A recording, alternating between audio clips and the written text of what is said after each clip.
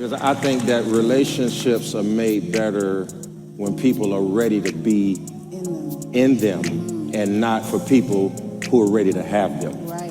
That's good. Does that make sense? That makes total sense. I think that for me, how do you know a person is your person? I would say sacrifice. The Bible says in Romans chapter 5, verse 8, that while we were yet sinners, Christ died for us. So the way you know somebody is your person is that you're willing to make the sacrifice even if they haven't made the change. I hope y'all heard what I said. Because anybody who has to change in order for you to love them isn't your person. They are just a bridge until you get to the person. And I've found in my counseling over all these years, most people are not with their person, they're with bridges.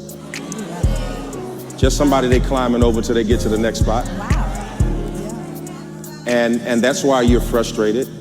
And that's why you're shaky, right? Because every person that is your person, there is no way to love somebody without sacrifice. Let me just say that. If you're not sacrificing, it's not love. Love, by definition, means I have to sacrifice myself in order to do it. What did Jesus say? God so loved the world that he, okay? So you can't love without dying.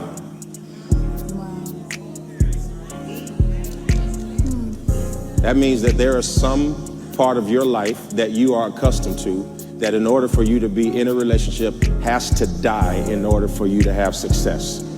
And death is hard to watch, but it is even more difficult to experience. So I believe that, and I let me say this too. You don't always fall in love at first sight. This is just stop thinking that you're gonna meet your person. You're just gonna seem like, oh, and your eyes gonna start turning in circles. Some people in here are with people that they said they would never be with. And let me give you some advice. When you are looking for somebody, never look for somebody you can live with. Look for somebody you can't live without. You can live with anybody, but it's hard to live without the person that God has for you. All right. Go ahead, Ms. Dyson. You over there nodding your head. He said everything on point. Like, sacrifice is a big thing, and I think I'm learning that with the current situationship I was gave y'all a little bit of detail about. And I realized I had to sacrifice. Like right now, I'm learning to sacrifice my ego. I'm learning to sacrifice my pride. I'm learning to sacrifice my insecurities because I think we as well, not we, but I'm gonna speak for myself as a woman. I tend to take the mistakes that a man makes and act like it's intentional and like it's towards me when it's really having nothing to do with me, but it's something that that person is going through. And I 100% agree. If you can't love a person at their worst, and you're just waiting for the change, are you really truly loving them? Are you truly giving them the attention that they need? Are you giving them the things that that person needs in order to grow? Or are you just trying to rush them into healing so your ego can be satisfied, so you can feel better about yourself? So sacrifice is a big thing, and I think it plays on both parts, right? The topic is about a man's worth. And I think to me, the same way men be like, oh, I cherish the way my woman carries herself, hold herself. The sacrifice, when men sacrifice their fleshly needs for us, I think that shows another that shows a man's true value. And I think that's very important because it shows that you're spiritual. It shows that you're not thinking off the flesh. It shows that you're in tune with yourself and you know what you want. You don't have to continuously use women and sex as a way to heal yourself, because we know sex produces dopamine, and dopamine, once you have too much of it, without it, your brain starts to say, I need it, I need it. So that just means you're not mentally and emotionally regulated. So sacrifice from both ends is very, very important. And I can't stress that enough. And I think it looks different for both people, for men and women. And I think don't worry about what the other person is sacrificing. Do your part. Figure out what it is that you need to sacrifice to make the relationship work. And then, yeah, but when you start comparing the two, like, oh, well, I sacrificed this, well, I sacrificed this, that's when a disconnection comes. So I really don't disagree with anything he said. All right, appreciate that, Dad. Go ahead, brother Hink. It's on you, sir. No, I agree with some of the last part. I think Dad was saying, talk about a man sacrifices himself when he's getting in a committed relationship or even a marriage.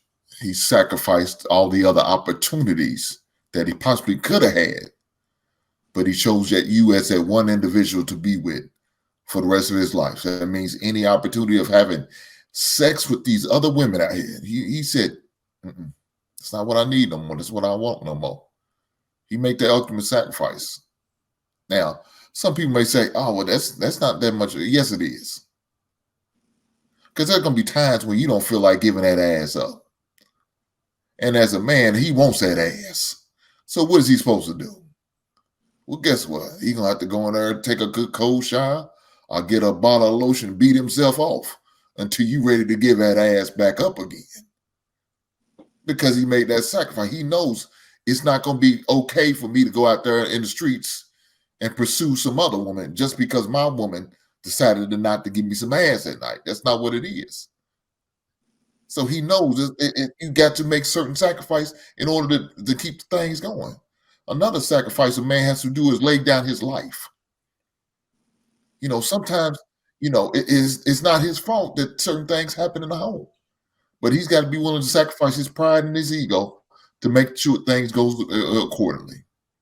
That means if his lady wants certain things, wants to do certain things, he realized, man, financially, we really can't afford it. But I'm willing to work a little overtime in order to get my woman that certain gift that she may want, that certain dress, that certain purse, or go on these certain vacations, these certain trips, or to get this woman that certain home that they know they really can't afford. But if I'm willing to make same sacrifices, then I'm willing to do that as a man. Those are some of the sacrifices a man is willing to do. But ladies, are y'all willing to make certain sacrifice? Are y'all willing to certain sacrifices, letting your ego go, letting your pride go? Some are not willing to do that. My wife, she was willing to let that thing go about other things going on around her. One pot, we presented it to her. When I presented that to her, she was like, what does that mean? She didn't have any idea, but she was willing to make that sacrifice. Why? Because she knows she got a man that she needs. Another sacrifice, woman, as you said about your pride is, fellas, if a woman says she don't need you, don't get with her. I don't want a woman that want me. She got to need me. And if she don't need me, that she ain't worth having. Because that lets you know she sacrificed certain things. She might have to sacrifice from some friends because she made that type statement. That one pot rule. She may have to sacrifice. Some of her friends can't understand. What do you mean? You willing to put all your money in one pot? You ain't got your no. But there's a certain level of sacrifice that you got to be willing to do. I'll leave it there.